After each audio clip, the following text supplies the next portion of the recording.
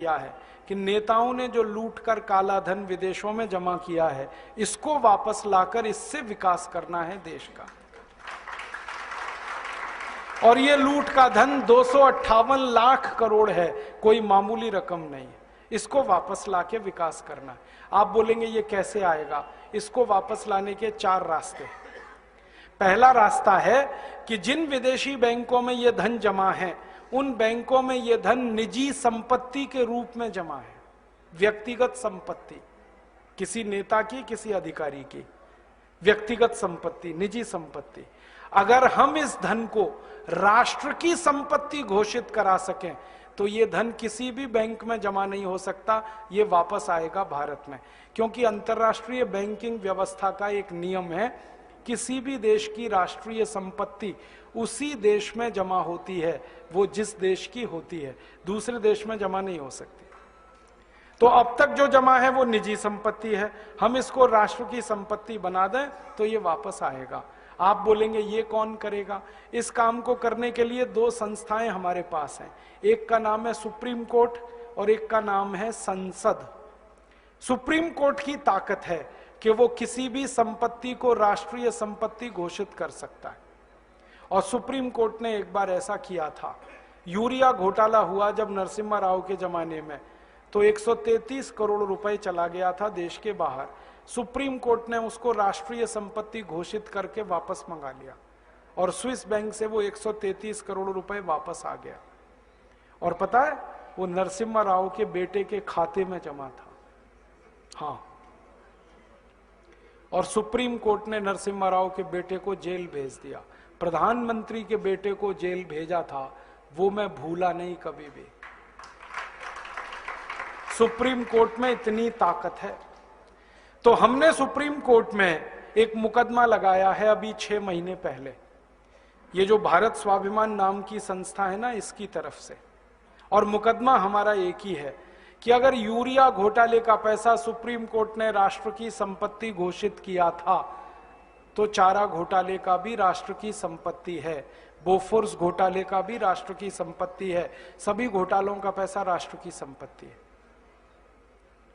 और इस तर्क से अगर सुप्रीम कोर्ट सहमत हो जाए तो 258 लाख करोड़ को राष्ट्र की संपत्ति वो घोषित कर सकता है। और ये घोषणा होते ही हम इंटरनेशनल कोर्ट ऑफ जस्टिस में जा सकते हैं फैसले को लेकर, और आईसीजे ऑर्डर करे तो दुनिया के 70 देशों की बैंकों को पैसा वो वापस करना पड़ेगा भारत को। इस उम्मीद में मुकदमा लगाया है हमने। 6 महीने हो गए।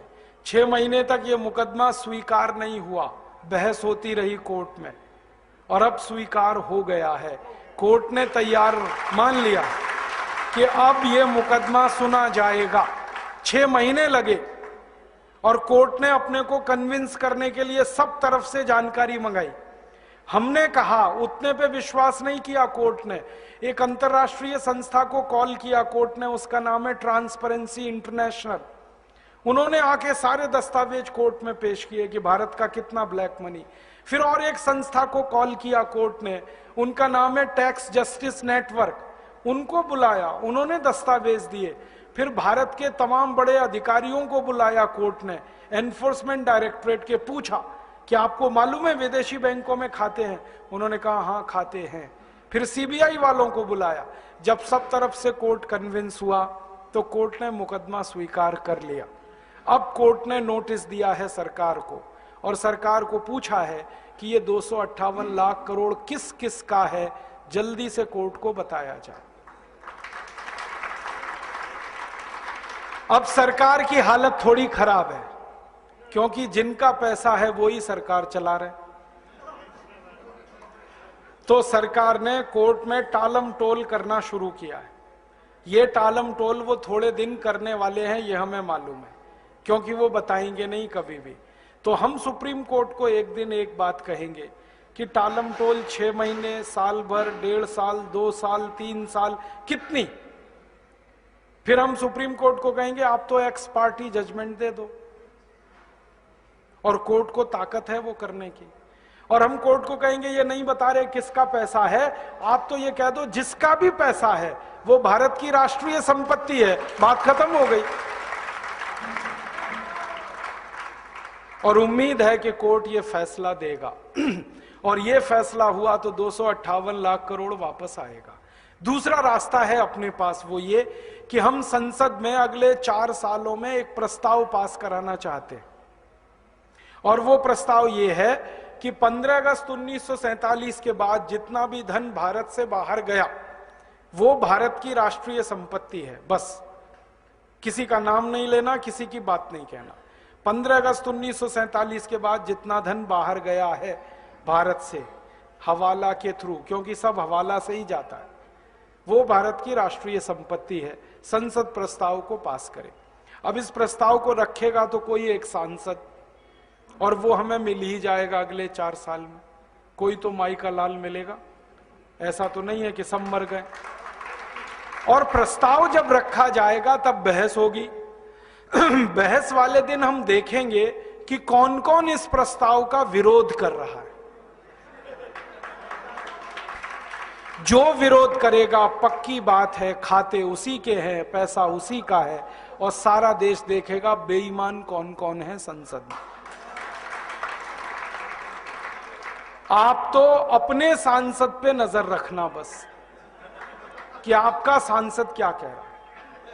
हर एक इलाके में मैं घूम घूम के लोगों से एक ही बात कह रहा हूं कि जिस दिन ये प्रस्ताव आएगा टीवी पर बहस आएगी, क्योंकि अब डायरेक्ट टेलीकास्ट होने लगा है। आप अपने सांसद पे नजर रखना वो क्या कर रहा है, आपको पता चल जाएगा वो बेईमान है ईमानदार है। अब संसद में या तो प्रस्ताव गिरेगा या पास होगा। गिरेगा तो विरोध करने वाले सांसद ज्यादा चाहिए, तो सारा देश देखेगा बेईमान और हरामी कौन कौन है इस देश में। और या सांसद डर के मारे विरोध नहीं करेंगे तो झटके में प्रस्ताव पास हो जाएगा, और प्रस्ताव पास हुआ तो कानून बनेगा। अपने दोनों हाथ में लड्डू है, हमें कुछ खोना ही नहीं है, जो है पाना है। तो या तो बेईमानों को एक्सपोज करेंगे पूरे देश में, और घूम घूम कर कहेंगे कि ऐसे हरामी और बेईमानों को दोबारा चुनकर मत भेजो, जो विदेशी पैसे को वापस लाना ही नहीं चाहते, जो देश को अमीर होने ही नहीं देना चाहते, जो गरीबी मिटने ही नहीं देना चाहते इस देश की। तो या तो उनके खिलाफ लड़ाई शुरू होगी, जंग, और वो आखिरी जंग होगी। या तो वो रहेंगे या तो हम रहेंगे, बीच में कुछ नहीं होगा। और अगर प्रस्ताव पास हो गया तो कानून बन गया, तो पैसा आ जाएगा 258 लाख करोड़। तीसरा और रास्ता है अपने पास, हम इस पूरे 258 लाख करोड़ का ब्यौरा लेकर इंटरनेशनल कोर्ट ऑफ जस्टिस में जा सकते हैं और दुनिया के 70 देशों के खिलाफ प्रतिबंध लगवा सकते हैं। अमेरिका ने अभी ऐसा किया। आपको मालूम है अमेरिका में भी भ्रष्टाचार है, वहां के भी लूटखोर नेता हैं, उन्होंने भी स्विस बैंक में खाते खोल रखे थे। बराक ओबामा ने अभी एक झटके में वो सब ठीक किया। उसने कानून बनवाया पहले अपने देश में, और वो कानून से पैसा ले आया। स्विस बैंक से 780 अरब डॉलर लाया निकाल के बराक ओबामा, और उसने अपनी इंडस्ट्री में लगा दिया वो पैसा।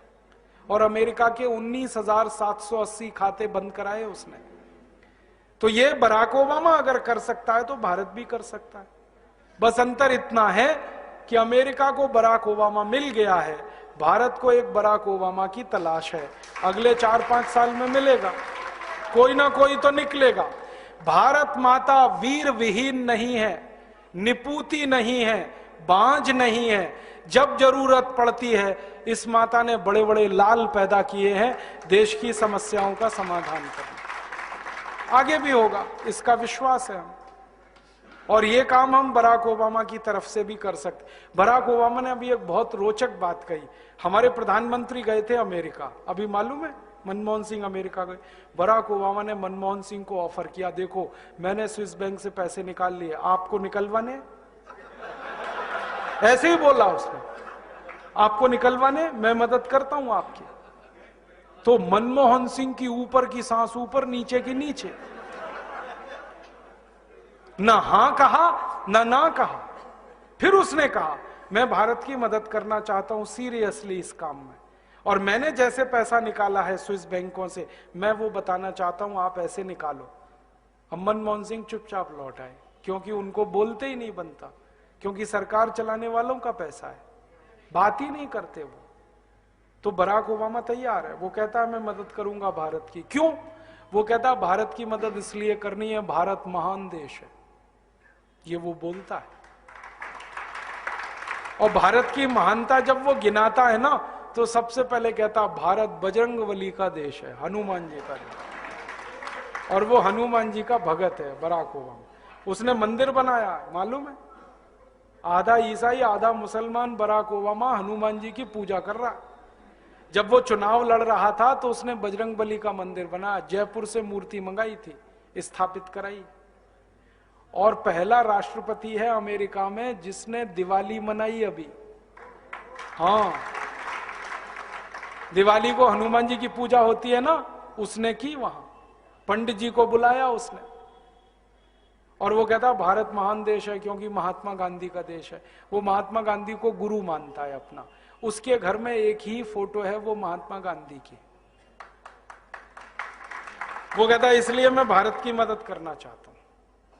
अब भारत सरकार ही तैयार नहीं है मदद लेने के लिए। तो ये अपने पास और एक रास्ता है। तो अपने पास 4 रास्ते हैं। एक चौथा रास्ता है कि हम खुद चाहें तो स्विट्जरलैंड से दादागिरी करके ये पैसा ला सकते हैं। स्विट्जरलैंड के पास ना आर्मी है, ना एयरफोर्स है, ना नेवल फोर्स है, छोटा सा देश है। हाँ, जनसंख्या भी इतनी कम है जितनी तो हमारे एक जिले में है, उतनी तो स्विट्जरलैंड पूरे देश में नहीं। मैं तो मजाक में कभी कभी ये कहता हूं कि सारे भारतवासी, माफ करना ये कहने के लिए, इकट्ठे होके पेशाब कर देंगे तो स्विट्जरलैंड बह जाएगा।